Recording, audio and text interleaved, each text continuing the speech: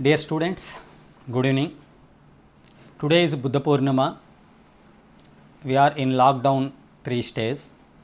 As you all know that civil service preliminary has been postponed. Today I want to give an elaborate lecture on Buddhism, which is also a dedication to Lord Buddha. And this lecture will be immensely useful for students for their prelims and mains, and also a common man to understand about Buddhism. And today my interest is to discuss about life of Buddha and events associated with Lord Buddha. So let us begin. 6th century BC could be considered as an important phase in the annals of Indian history. This period was known for two aspects. One, the second urbanization phase, and the second point, emergence of Buddhism and Jainism.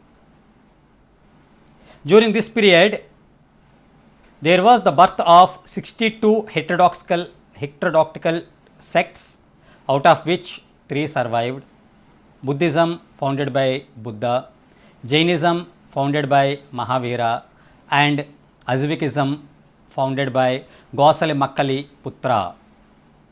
There are many factors for the rise of Buddhism or origin of Buddhism, which included the orthodoxical nature of Brahmanism, emergence of iron culture and agriculture in eastern India. Kshatriyas tried to prove themselves, Vaishyas to increase their status in the ladder of the society, and Sudras were ready to accept any change in the society. The society was emasculated to the core. There should be certain change, and the change was brought by emergence of Buddhism and Jainism. The people were also fed up with the materialistic culture. They are looking for alternative, and the alternative they found in Buddhism and Jainism. Today let me speak about Lord Buddha. He was a preacher, he was a teacher. Before God, he was a preacher and a teacher and want to transform the society. Buddha, I want to start with the last words of Lord Buddha. Before his death, he said to one of his disciples, "Strive diligently, all composite things decay. It is only with your whole hard work you can attain salvation." So these were the last words said by Lord Buddha. And the first words said by Buddha were, "This was my last birth." So these were the two sentences said by Lord Buddha. So before Buddha, he was Siddhartha. He was known by many names: Buddha, the enlightened; Tathagata, one who had attained; and also there were different cycles here: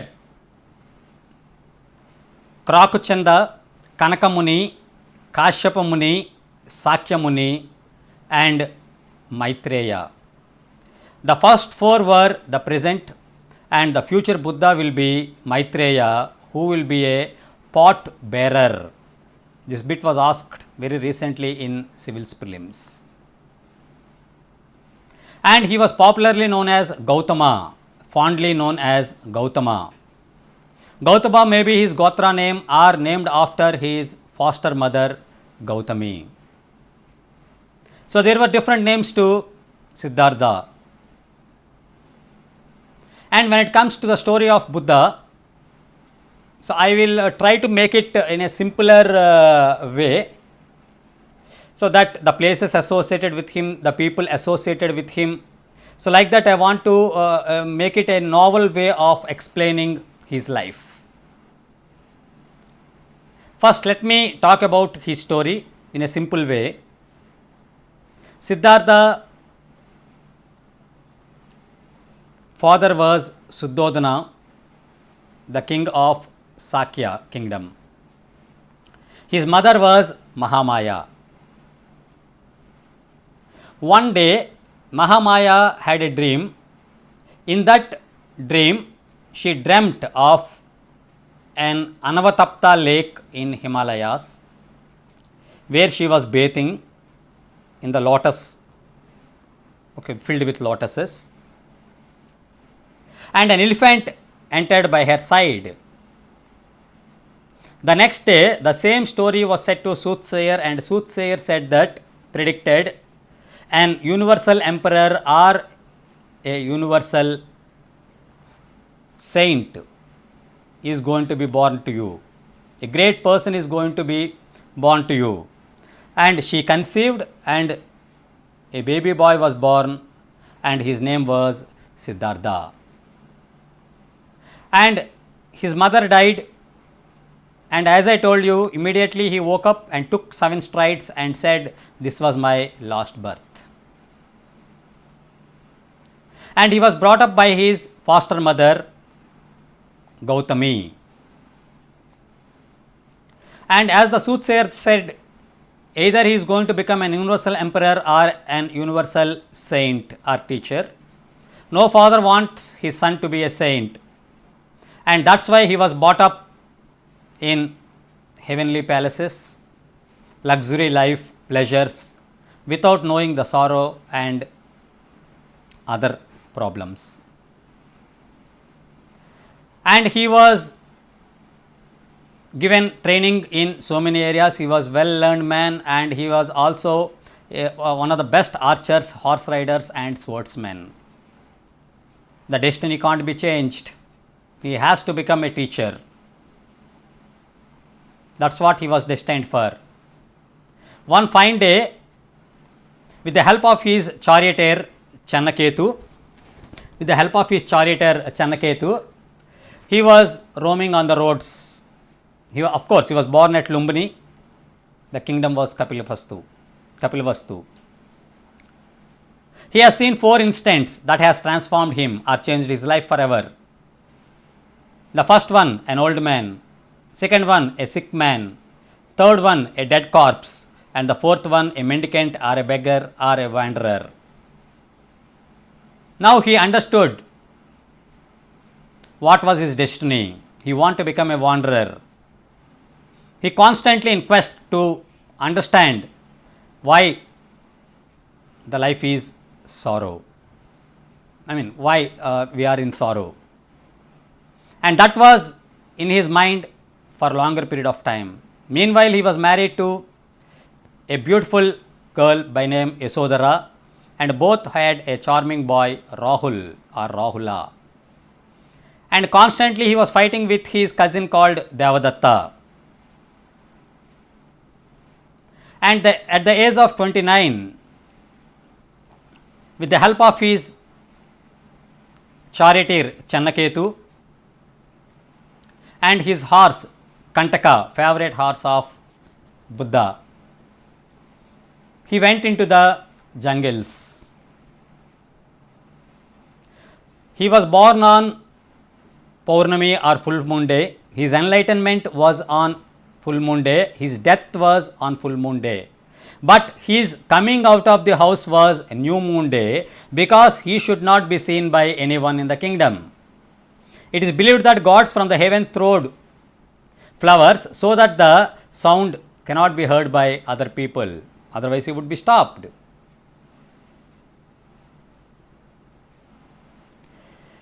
So Buddha went to jungles, and this incident in the history came to be known as Mahabhinishkramana, great going forth or great renunciation. He was in jungles, he don't know what to do, and he found 5 Hindu ascetics, and he asked them, "Shall I join you?" and fought for them. They said, "You can join." And here he learnt the art of meditation from Alarakama. This can be a possible bit. He wandered along with them for days together, and finally one day he fell down. And the saints left him and they went away. Now he understood that by simply wandering he cannot achieve his objective or goal, that is called salvation, the solution for salvation. And he was very sick, the bones were out more or less. And then he was helped by a girl by name or woman by name Sujata, a farmer's daughter, who used to serve him rice boiled in milk. And he oftenly used to meet her on the banks of Niranjan river. At the age of 35 almost, he sat under a pipal tree, Bodhi tree. Now he took a firm decision until he attains his solution or salvation, solution for salvation. He doesn't want to get up from that place. And he sat for 49 days continuously under that tree. And at the age of 35, he attained the enlightenment called Nirvana. And those 49 days were not easy for him. Nothing comes easily. He was having nightmares, he was having dream. It's believed that on the tree there was a demon, Buddhist demon by name Mara, by name Mara. And it created an illusion that the kingdom was lost. Devadatta took the kingdom. Enemies defeated his father and mother. And he was not, he was firm. And Mara also sent him 3 daughters, pleasure, passion and desire, to seduce him. Yet he was firm. And Mara asked, how I should believe you? You are firm, you are confident. How can I trust you? Any witness is there? That means 49 days you are following the rules. And he said, earth is my witness. And on 49th day, he attained Nirvana or enlightenment. His enlightenment was associated with the tree called Bodhi tree. After that, again 49 days he sat under the tree and he has decided to spread the knowledge he attained under that Bodhi tree. And he gave his first sermon at Sarnath, popularly known as Deer Park, Isipatana. And his first 5 ascetics were surprisingly, his first disciples were surprisingly the first 5 ascetics, Hindu ascetics. And this instance can be connected to Dharma Chakra Parinirvartana, turning the wheel of law. And his first sermon was associated with wheel, Wheel. Later he came to his kingdom Kapilavastu and converted his family, father, wife, child, including Devadatta, into his doctrine. Not only them, the so-called contemporary kings of Magadha, Bimbisara, Ajatasattu and Prasenajit of Kosala also impressed with his doctrine and became his followers. That was the greatness of this person. And in the process, I want to mention 3 incidents of him which will be interesting. Devadatta was his arch rival. When he came back, Devadatta tried to kill him by sending a mad elephant. But the mad elephant was humbled, fell on its knees by seeing the grace of this Lord Buddha. And this was vividly depicted one of the panels of Amaravati Stupa. Once one lady came,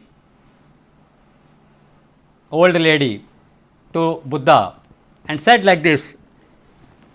So it seems that you have miracles, you can do anything.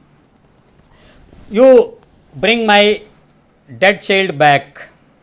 Then Buddha softly replied, my dear old woman, do one thing, go to your village and get me a bag of mustard seeds from that house where there was no death. The old woman moved from one house to another house. She did not find even a single house without a corpse or dead body, a dead person. And she understood that death was inevitable. This is the life cycle, birth and death, and she never came back. And once a drunkard came to Lord Buddha and started abusing him, scolding him.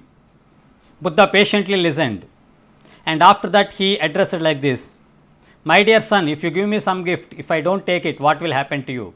Sir, the gift would be with me, and I am not taking your words back. So these were some events associated with Lord Buddha, and one more important incident happened. Once he went individually to a dreaded dacoit, Angulimala, and Angulimala was converted into his doctrine. So that was the influence of Buddha. Buddha said to have conducted or performed certain miracles, and miracles to convince the people. Maybe I don't know much about that. And he conducted these miracles at Sravasti. And his teachings we'll talk later. And finally, he died at Kusinagara. It's believed that the day before at Pavapuri, in a hut, he lived along with a person called Kanda or Chanda. He ate some spoiled food, mushrooms along with some other food, and that spoiled his stomach, and next day he died at Kusinagara under a salt tree. His birth was under salt tree and his death was also under salt tree. And that event came to be known as Parinirvana, final blowing out. Now finally we can conclude 5 events associated with Lord Buddha, or 5 symbols. His birth was associated with lotus or bull. His going out of the house was Mahabhinishkramana, was associated with horse. His attainment of nirvana, in Pali it is called Nibbana, was associated with tree, Bodhi tree. His first speech was associated, Dharma Chakra Parinirvartana, was associated with wheel. And his death, final blowing out or Parinirvana, was associated with stupa. So this was the life story of Lord Buddha. As I mentioned, so many people were involved, associated with Buddha, and few more names I want to tell.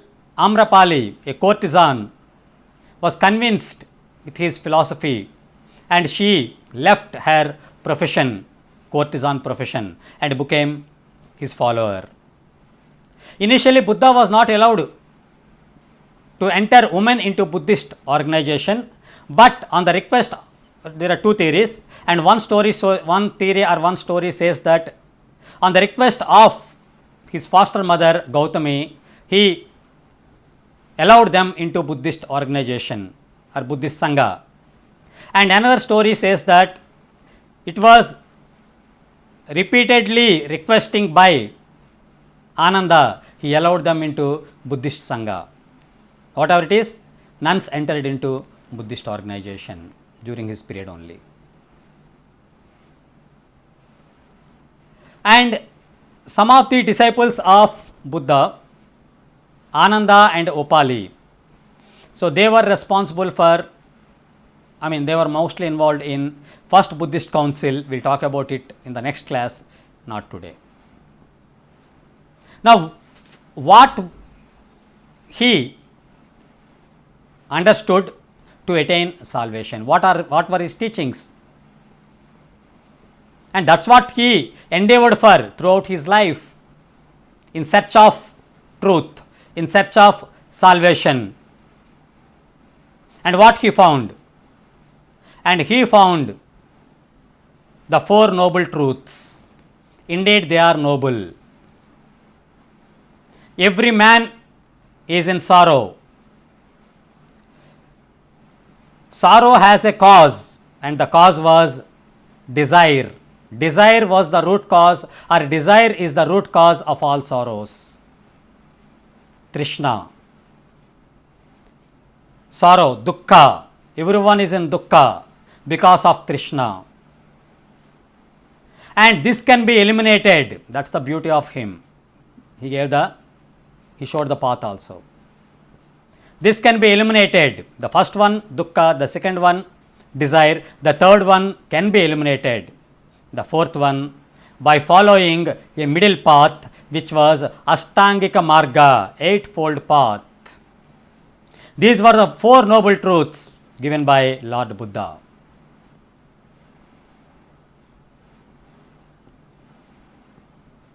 And Ashtangika Marga, to mention few: right action, right speech, right livelihood, right meditation, and so forth. The three important characteristics of Buddhism were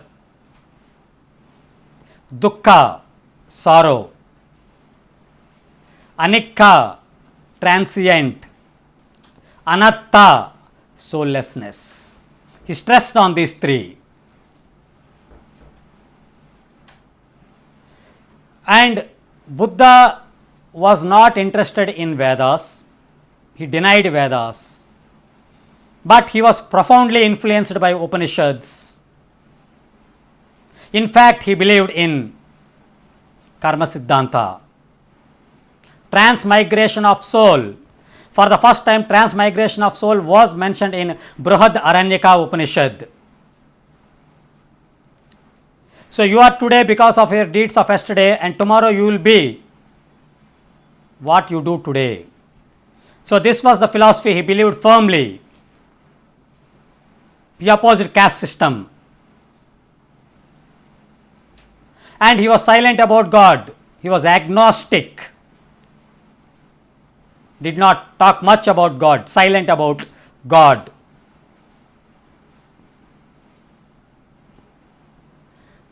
So this was about Lord Buddha, and personalities are important, may come in the examination mostly. And remaining part we can discuss later. So today this is what I want to throw some light, because on the occasion of this Buddha Purnima. And this is an experiment, or you can call a class. This is one of the first few classes I am addressing via internet media. So I have 20 years of experience in this teaching. In fact, I am the director of this institute, DIC and RIC, Delhi Institute of Computations, which was founded by my father in 1978. We do have more than 42 years experience, and we have given so many results, in fact toppers. And now I want to come forward and give you more and more lectures. If you are interested, you can subscribe to my channel. And soon we are going to launch online classes also. So that we will be announcing very soon. Thank you very much to all of you.